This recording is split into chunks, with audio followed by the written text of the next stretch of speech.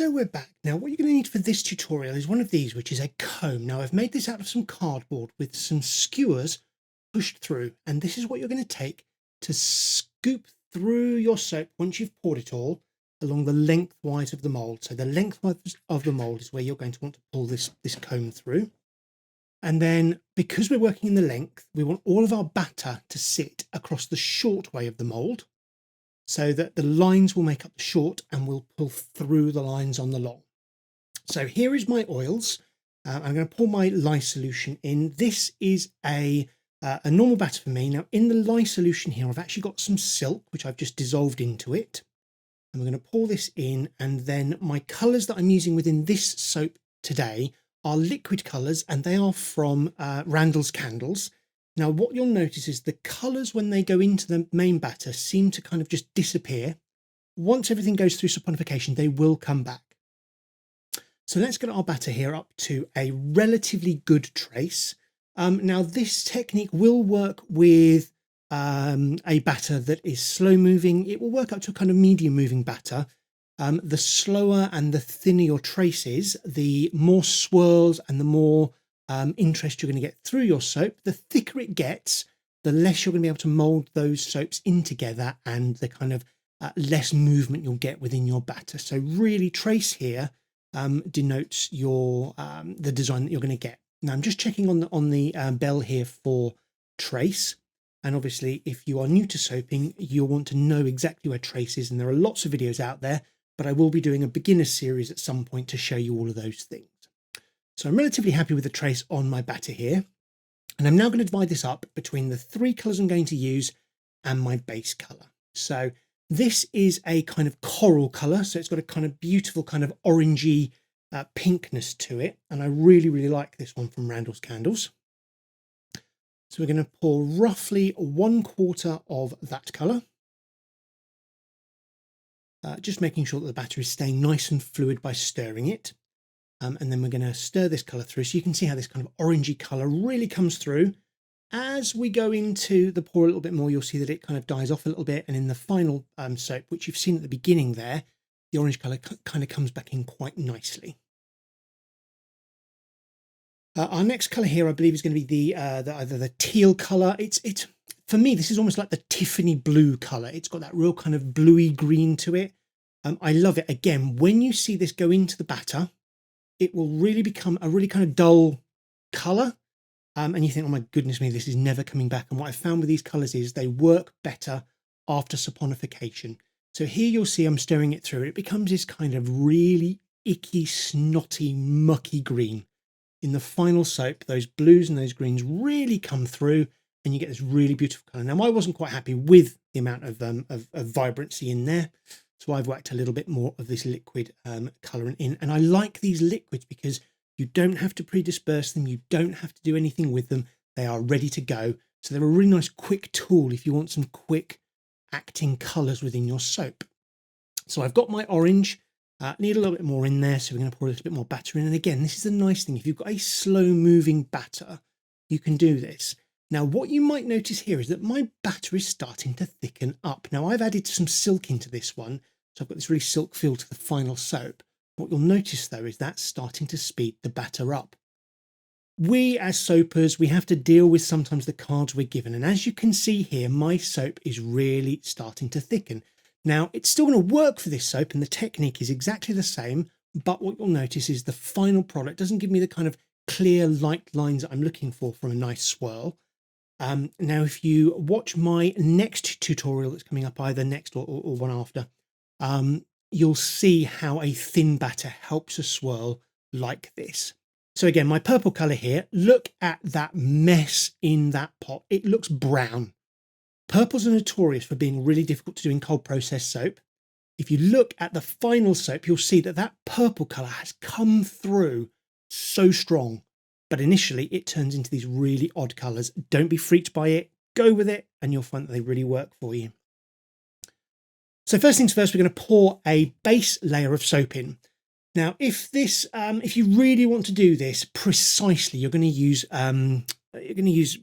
basically bottles with nibs on the end, and you're going to basically use very, very thin lines.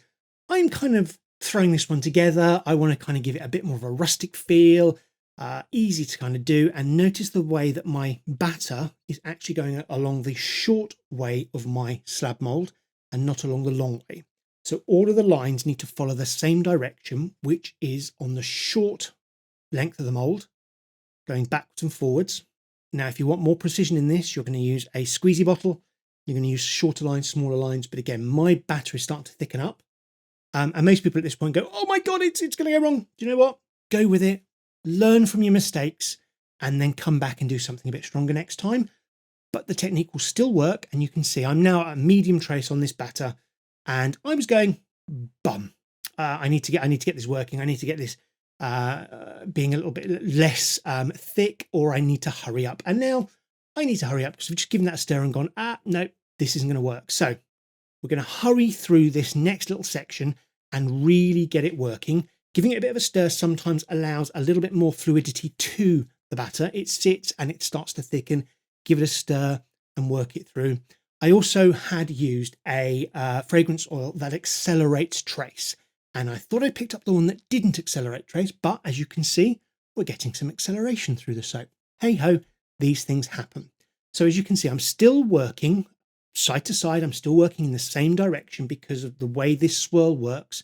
You want all of your pour lines to go in one direction, and then you are going to drag your comb through in the opposite direction. So we're going to put these last little bits and pieces in. And again, you can do this with your spatula.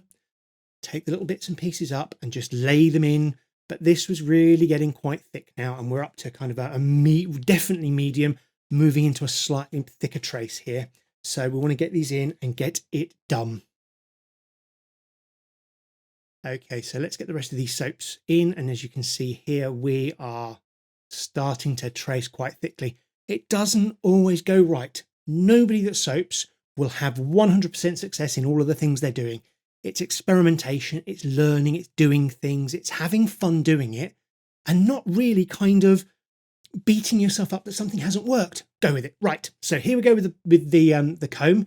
Go into one end, push it right down to the bottom of the mould and draw it towards you. The faster you go, the longer you'll get, the slower you go.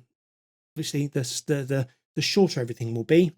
Bring it to the end and then pull it up. Now you can see how my trace here is thick. We're going to give it a bang down. So we're going to get that nice pattern going through. I looked in there and I thought, am I happy with what I'm seeing? I'm not sure. Let's have a little kind of think about this. Nope. We're going to go through with another drag. Now, this is the nice thing with these techniques. You can always go through again. You can put a wiggle in there. You can do all sorts of things with this. Now, this basis is how you would start to do a peacock swirl. Now, I will have a peacock swirl coming up soon. But this basis is how you start a peacock swirl. And when you see the peacock swirl soap that I do, you'll see how a thinner batter trace works. So anyway, that's the linear swirl done. On with the cover. And we're going to come back for the cut and see how we get on. So here we are back with the cut. And as I say, this thickened up really quickly on me, but look at those colours. There we go. The teal has become teal, the purple has become purple, and the orange has become this beautiful orange colour. And what we're going to do now is we're going to cut this. Now, again, very much like the mantra swirl, you are going to cut this bar so that basically the top face is the front of your soap. So you're not making a loaf, you're making a slab, and the top of the slab becomes the face of your soap. So basically all I'm doing here is now working out how I'm going to cut this. My bar is roughly 9 inches, but I kind of want to divide this up pretty evenly. So I put my marks in here and I cut it down.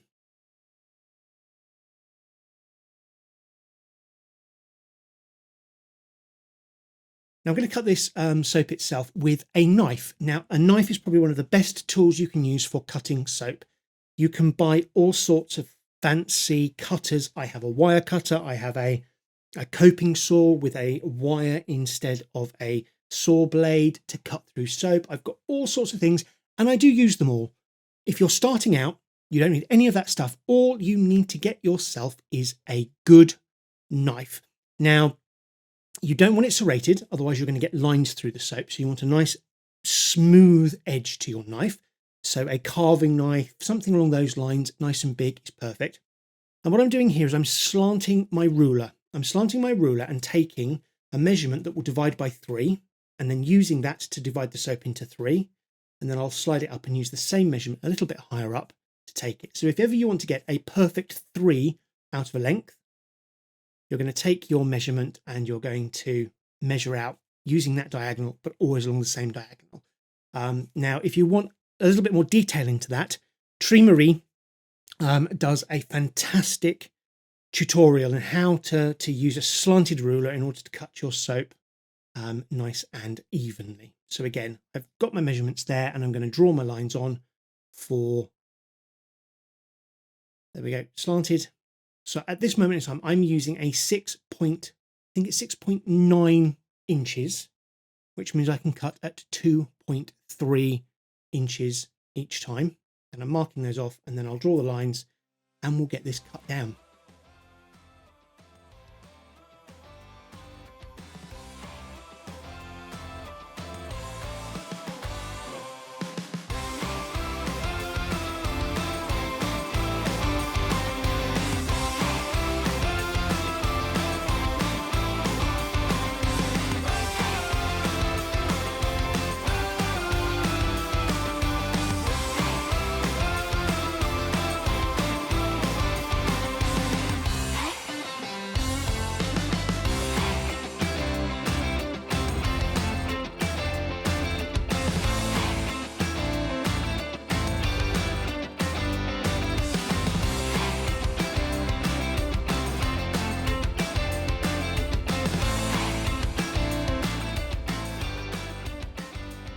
And so once you've got your bars cut down into size, now we've got 9 out of this slab, you're just going to bevel and plane the edges to get them to a point where you're happy with them. And that is essentially the Linear Swirl soap.